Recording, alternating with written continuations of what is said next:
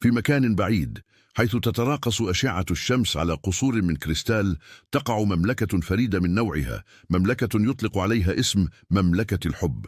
هناك، حيث تنبض القلوب بنور خاص وتقاس قيمة كل إنسان بصدق مشاعره وطهارة روحه، كانت ليلى فتاة بسيطة من عامة الشعب، تعيش حياة هادئة في أحد أحياء المملكة. تميزت بقلبها النقي وروحها الصافية، حتى أن الطيور كانت تحط على كتفيها كلما مرت في الطرقات.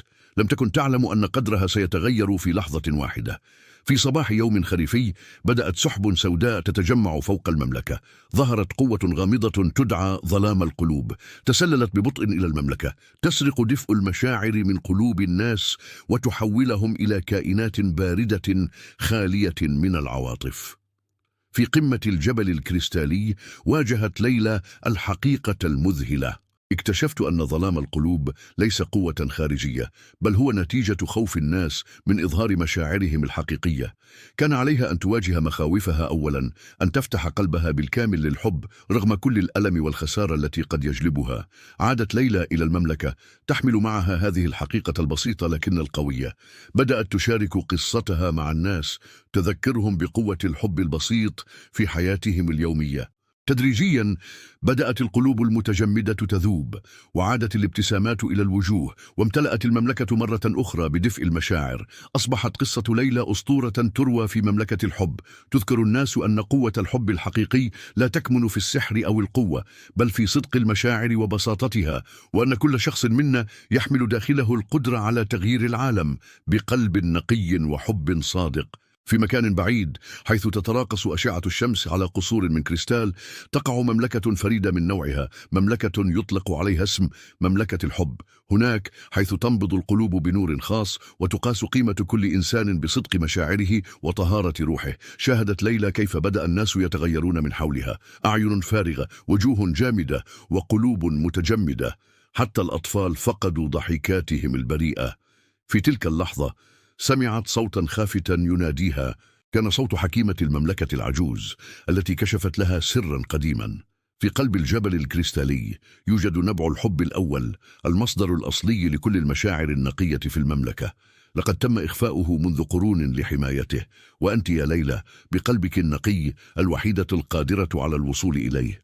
عندما وصلت إلى نبع الحب الأول، لم تجد سحرا عظيما كما توقعت، بل وجدت بركة صغيرة من الماء الصافي يعكس صورتها. في تلك اللحظة فهمت الرسالة: الحب الحقيقي موجود داخل كل واحد منا، ينتظر فقط من يجرؤ على إطلاقه. شاهدت ليلى كيف بدأ الناس يتغيرون من حولها، أعين فارغة، وجوه جامدة، وقلوب متجمدة، حتى الأطفال فقدوا ضحكاتهم البريئة. في تلك اللحظة سمعت صوتا خافتا يناديها. كان صوت حكيمة المملكة العجوز، التي كشفت لها سرا قديما.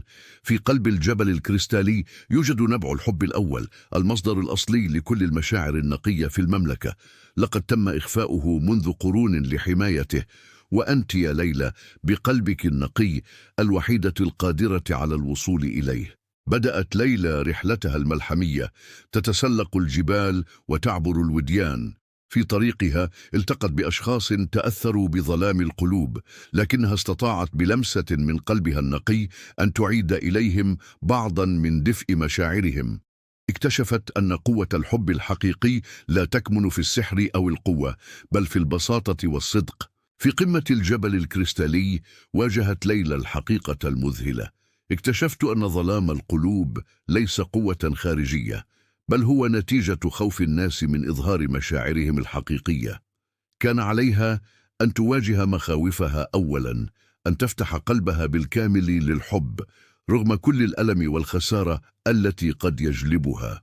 عندما وصلت إلى نبع الحب الأول، لم تجد سحرا عظيما كما توقعت، بل وجدت بركة صغيرة من الماء الصافي يعكس صورتها.